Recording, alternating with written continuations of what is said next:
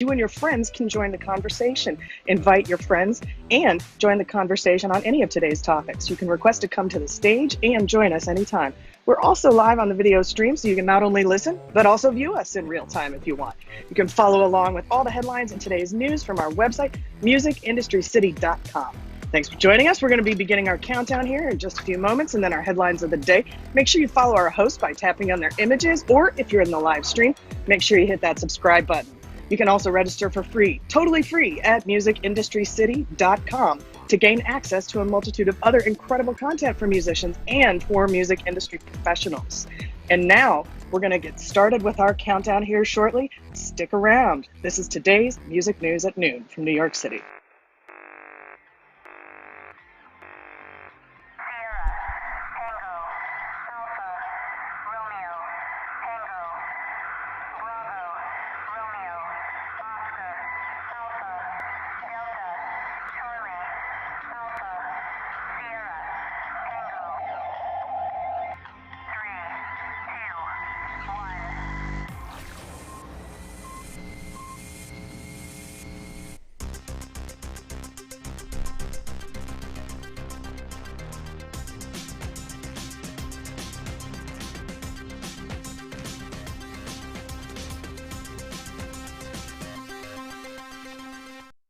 From New York, it's the Music News at Noon on the Music Industry City Broadcast Network. I'm Peter Schwing. Please join me in welcoming my co-host, Eli Window. Eli, how you doing?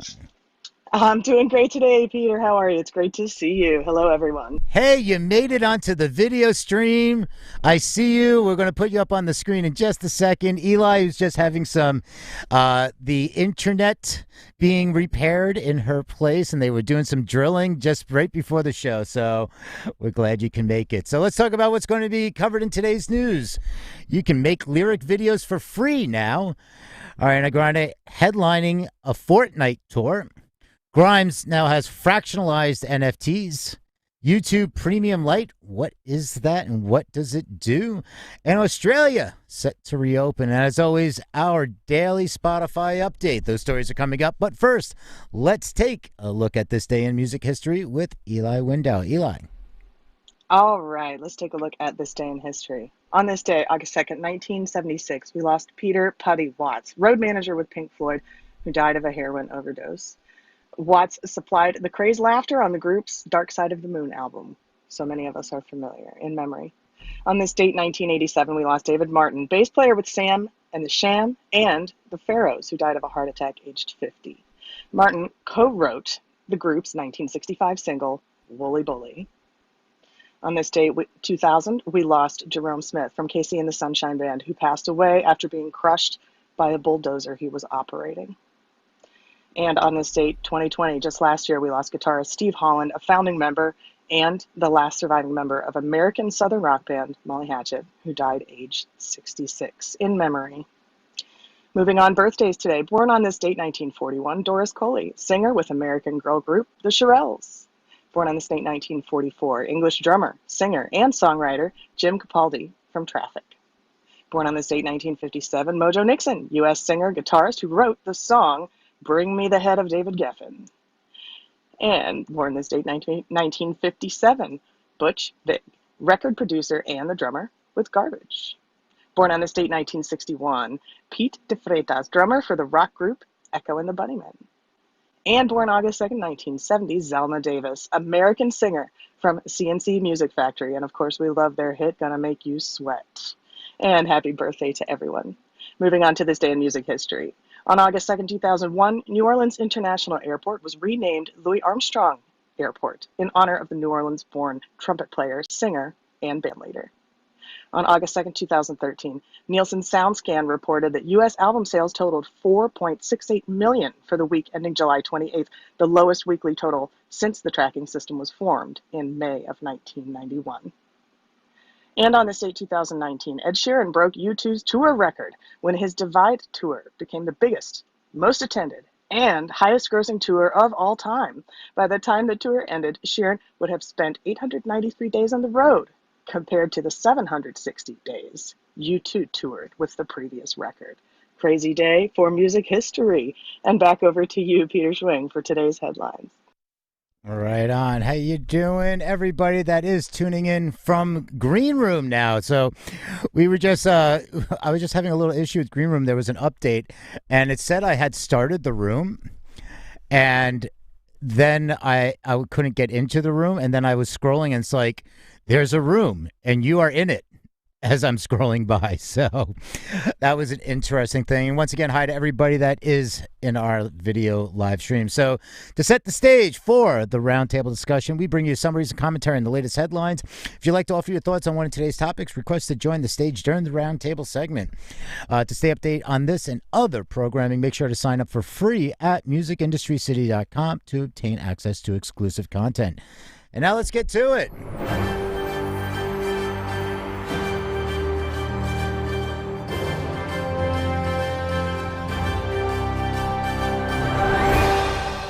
All right, and this first piece is from Music Ally. To access all the articles mentioned in today's show, visit musicindustrycity.com and view today's music news post. Yep, that's right. There is a big graphic, little right at the top there. It says Music News at Noon, and it has today's date, and you can access all the headlines that we cover.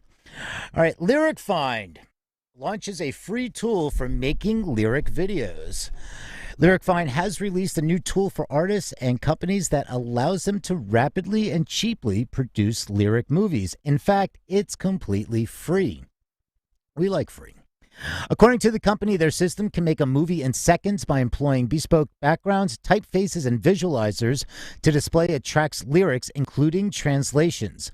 Labels will be able to use it for enormous collections of music that do not already have visuals, or indeed which could do with the second lyric video to sit alongside the official music video. How and why is this offered for free is the question. Well, Lyric Find claims a cut of the revenue produced by those videos. E1 Music is the first client to use the new technology. It will face competition from businesses such as Rotor Videos, whose AI-powered technology can also create lyric videos.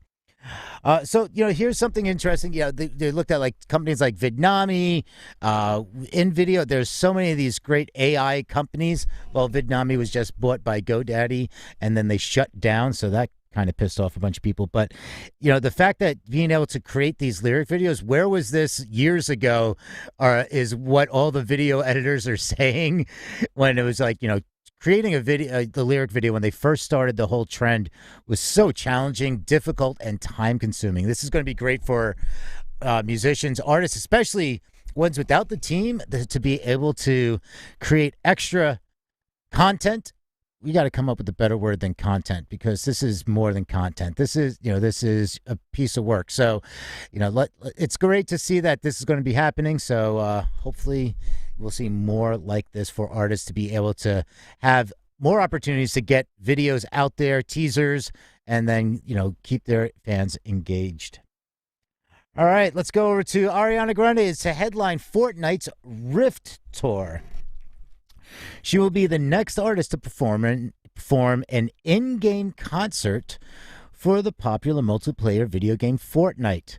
The Grammy Award-winning artist is set to headline the forthcoming Rift Tour, a virtual music experience that will take place within the online game.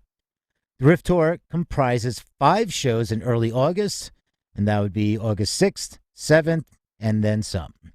The singer's performance follows a virtual show at the in-game O2 in June, which was performed by the UK act Easy Life. So, and the thing about the O2 is, the iconic London venue became the first real-world arena to get its own venue in Fortnite. So this is cool stuff. I really dig this. If anybody is has some comments, like if they've checked out any of these virtual events, whether it's this Dreamland, Altspace VR, now with Mesh incorporated. I saw last Friday Mixmaster Mike did a show in Altspace VR when he was up on the stage, and it's right now it's better than the Help Me Obi-Wan Kenobi, You're My Only Hope kind of hologram, but it's it's still got some things to work out, but it's amazing. When you're looking at the stage, And if he's facing you, so if you're, house left and you're looking at him and he's facing you, if you move to the right, he's always facing you. So the stage moves with you. So you're never staring at, like, if somebody's playing piano, you're not staring at the back of a performer, which is, I thought was really cool. And, the fact that the stuff that they're doing is really interesting. So with that, let's head back over to Eli. All right, let's check in with me. And don't forget to check in with your friends too. You can invite your friends to participate in the show just the same way that you can. Ping them into the room, invite them to join, and join the conversation and request to come to the stage. You can chime in the chat also if you're watching in the video live stream. And if you're listening and you'd like to watch us as well on the live stream, you can go to our website right now to tune in and access all of our content and our articles. That's including our weekday 3-minute music news podcast, where we keep you up to date on items that might not be covered right here in this music news at noon, such as new releases, sometimes tours, musical chairs, sometimes tech news. And just like the title says, this is all in 3 minutes or less. So it's your quick power up. Don't forget to check that out. While you're at our website checking that out, make sure that you also register for free, absolutely for free right now. Follow along with today's headlines on our website also. And once again, our website is musicindustrycity.com.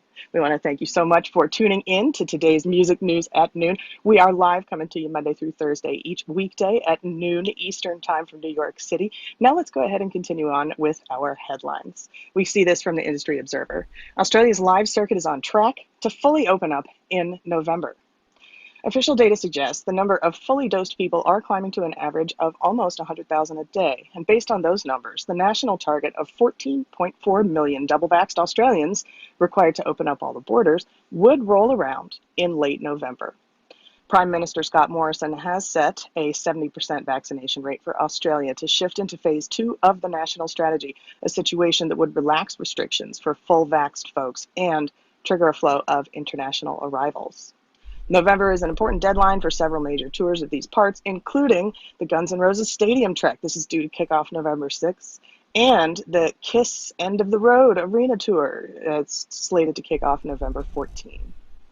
When 80% of the adult population is fully vaccinated, Australia enters phase 3, where lockdowns would be wiped and vaccinated folks should be allowed to enter and exit the country without hassle. As of July 30th, fewer than 4 million Australians were fully vaccinated. The data capture platform surveyed almost 2,000 professionals and found that 23,000 gigs and events had been canceled since July 1st. Since March 2020, the study found just 7% of live industry professionals have been able to operate at pre-COVID levels. The wider music industry is calling for governments at all levels to open the public purse to keep live music and artists afloat during these extraordinary times. Incredible news coming out of Australia today. Feel free to join the conversation if you have comments on this. Peter, over to you. Right on, thanks. Yeah, it's after Australia, I mean, that was earlier this year with concert festivals being shut down within 24 hours. They thought they could go ahead, and then there was a outbreak, and it was really just one person, and because of one person, and it shut down the festival. And within 24 hours, but it was linked to another outbreak because they came from Brisbane, all the stuff. I mean, it was like, and then you see what's happening, and then it was you look back now and you're like, that was a smart move. So it's great to see that this is paying off, and hopefully everything keeps going in the right direction. All right, now let's talk some tech. This is from Music Ally. Grimes, Newborn 1 and 3 NFTs reemerge for purchase as fractionalized NFTs. All right, well, now we have something new, fractionalized NFTs. Now, if you didn't get enough NFTs, now we're breaking off into different fractions. Or is that factions? Anyway, this is, it's basically what it is. It's a resale of sorts. So the Otis is a company that allows users to buy fractionalized shares of a piece of art. It owns work that you can then buy, for instance, a 1/100th slice via the Otis app. So it's kind of like buying a fraction, well, like Robinhood, for instance, the Robinhood app, you can buy fractions of a share, or it's like a timeshare in a sense where it's like, hey, we're going to go in, 10 of us are going to go in on this property or this house or something like this. What Otis is doing, it's offering Newborn 1 and 3, which were both released as part of Grimes' first NFT drop, which sold for a total of 5.8 million. The newborn series was released in editions of 100 and originally sold for $20 each, and now you can buy a slice of one of them for less than that. The long-term use of NFTs is becoming a bit clearer, and one use is that NFTs will be a place where ordinary fans can buy something affordable to show off their fandom. Perhaps owning a small piece of a famous NFT will be that. What's interesting here is, what if somebody wants to resell it? Like, if you want to go now, say if you bought it together and you want to put it up on the secondary market, can you? Well, maybe yes, if everybody agrees, but what kind of contractual dispute does that have? It's kind of like selling a business. Like, it's all of that. It's a marriage. As Eli is pointing, Eli's in the back screen there, pointing at the ring finger there. It's like a marriage. It is a contract. So who gets everything in the divorce? That's the question. So, all right. We're going to keep on with the technology. We don't have a lot of news to cover today, so you're in luck. It's going to be pretty quick today. This one is YouTube. Premium Lite subscription offers ad-free viewing for less. Ad-free viewing on YouTube. This is one of those. I'm going to start off with my own thought on this. This is one of those. If people don't subscribe, I mean, how many times have you had that pop up on YouTube? It's like, would you like to sign up for YouTube Premium? No. Would you like to sign up for YouTube Premium? No. How about now? No. What about now? No. Now? No. How about now? Definitely not. No. Yes. No. No. No. I've never pressed the dismiss button more in my entire life than the YouTube Premium free subscription button. I invite you to visit. Be a female and visit the Jersey Shore during summertime in a bathing suit, because then you will hit the dismiss button, but only in person rather than online. And that's the only time you're going to dismiss somebody more than you'll have to dismiss YouTube Premium, because it's very persistent. Like someone on the beach, checking out ladies in their pretty bathing suits and just being like, "Hey, no, hey, no, hey, no." And YouTube Premium is very persistent. But I have to let you know, Peter, that I fell for it. I went out on a date with YouTube Premium, and I'm a subscriber. Well, that's one of the things that getting to is, the thing is that they started adding more ads, and they started monetizing and putting ads on channels that haven't reached the threshold to be a partner and to be able to be monetized. So what was happening is, now you just tune into any channel. Every channel has ads. Then you have the people that are using ads to monetize their channel, and YouTube's adding ads on top of that. Then you're getting frustrated with too many ads in some of these YouTuber channels, but you don't know if it's them or if it's YouTube that's adding mid-roll, doubling up the pre-roll, where it's a forced 15 followed by a skippable 5. So, these are the things, but this is, that's why the premium. But here's what Premium Lite is all about. It's saying that they're piloting a more affordable premium subscription tier for YouTube that offers ad-free viewing without YouTube's premium's other features like offline downloads or background playback. So Premium Lite is currently being tested in Belgium, Denmark, Finland, Luxembourg, the Netherlands, Norway, and Sweden. So Premium Lite includes ad-free viewing across YouTube's main app, on web, iOS, Android, smart TVs, and games consoles, as well as in the YouTube's Kids app. However, it doesn't include any YouTube Music benefits like ad-free listening, and it doesn't include Premium's other features like background playback, like when you switch to another app, or for offline downloads. And one thing to note here is that at its current pricing, it costs around 60%. This is the article is saying. It costs around 60% of the price of a regular premium subscription, while only offering around a quarter of its benefits. So YouTube is just really just pushing for people to skip ads. It's not that they're caring about the other services. Yeah, great, you have the premium, but this is more of an easier sell at a lower price. They're still making money. And the fact is, then you don't need all the other benefits. Do I need background? No. Do I need, offline? No. Do I want ads to go away? Yes. So this is how they might hook you in, as they hooked Eli into the premium subscription. And speaking of the big names, YouTube, we're going to go to Apple here, and this is from Hypebot. Once again, you can check out all the headlines, links to all the articles at musicindustrycity.com, and you'll see the post with today's date and music news at noon. Apple's iTunes 69-cent sale proves some fans still want to own music. The success of a recent 69-cent track sale on iTunes alongside record sales of vinyl and cassette show that some fans still want to own their music in their collections. Recently, Apple's iTunes held a 69-cent price sale for many classic R&B hits from the 1960s to the 2010s. Sales were so strong that 13 classic songs dominated the top 25 Billboard's R&B hip-hop digital song sales back in July 31st. Similar sales on iTunes have also impacted Billboard's Hot Rock and Alternative Songs chart in April and a soundtrack song sale after the Academy Awards. Normally, individual tracks on iTunes would cost $1.29, and this was just a little more than half that price. Otis Redding, sitting on the dock of the bay, leads the sale and returned to the chart at number 3 with a sale of 7,700 downloads. And, the interesting thing, there's a list of all the charting songs. And what's really interesting about this, when we talk about sales and owning something as opposed to streaming, is that all of the songs that were charting were pre-1980. So it kind of shows the age demographic or just fans of that particular music. But I think it's more of an age demographic. I mean, it's like Easy from the Commodores, I Will Survive, Respect. There's a couple of 80s in there. All right, sorry about that. I missed. Okay, so We Belong Together.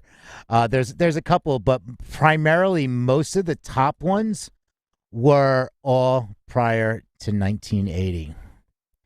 And with that being said, sorry. Favorite time of the segment. It's the spot. Big green dot, it does hit the spot. This is time for our Spotify spot, where we take a look at the latest updates from the streaming service. But first, before we do that, we want to check in with your weather as you are tuning in with us. A harvest moon to light one tender August night. Make sure you call to say, I love you. And with that, over to you, Peter, for the Spotify spot. Right on. I just called to say I love you. I didn't see that on the charted songs, though.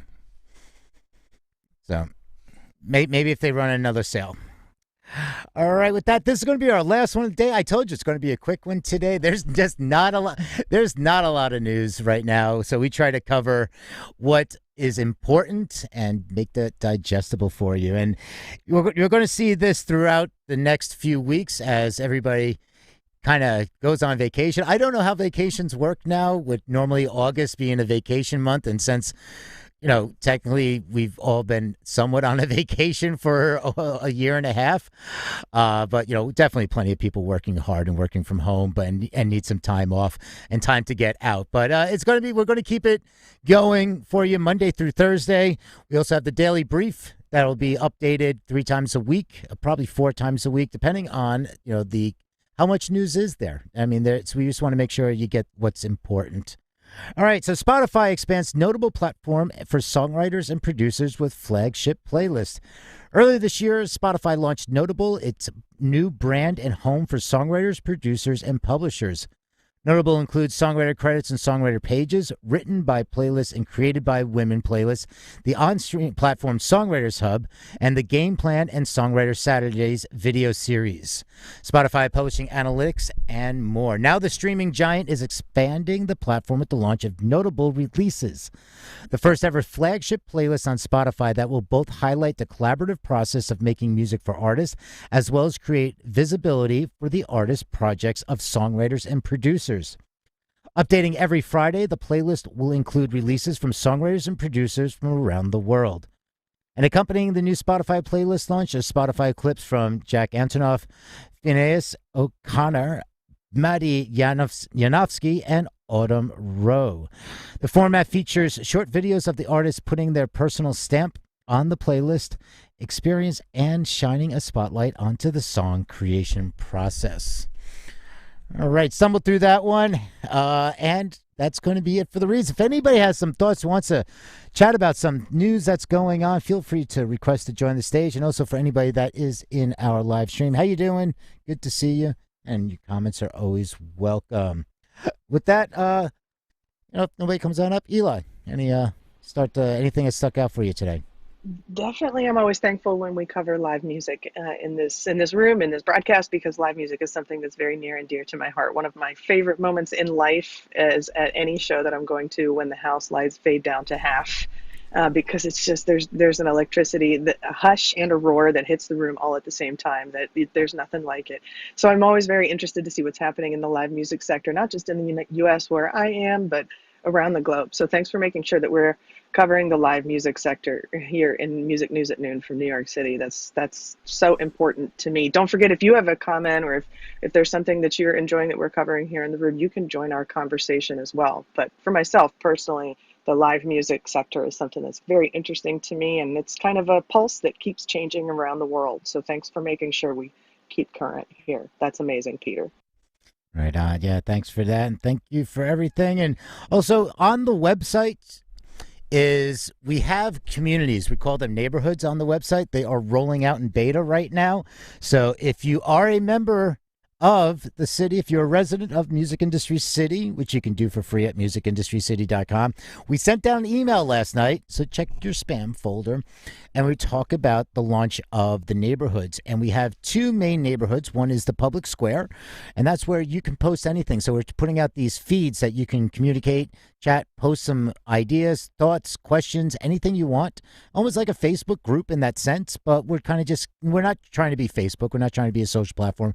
We're just trying to make it so that people can actually be able to post something. We can see it. We'll respond, everything like that. It's going to be a communication tool for everybody. So feel free to check that out. We also have that's the public square community, and that's where we also have networking events and everything. So we're going to have our August networking event is August 18th, which you can RSVP to now.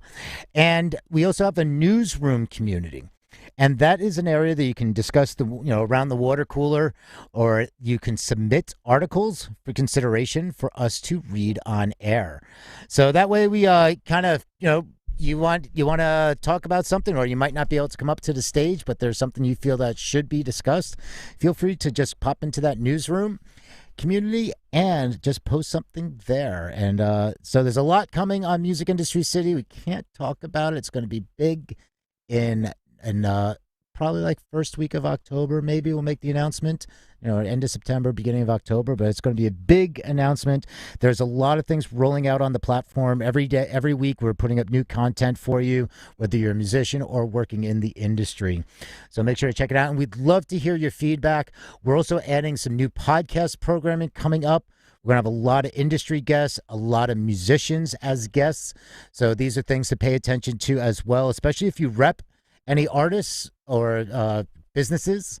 We're gonna be adding that to you'll be on the lookout for that to see how you can get those people onto as a guest on our podcast and shows and our other live streaming. So with that being said, everybody have a great day. Happy Monday again. Happy August, and we'll see you tomorrow.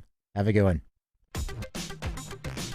Have a great day. Thanks for coming in today, and we will see you tomorrow at noon Eastern for more music news from around the globe.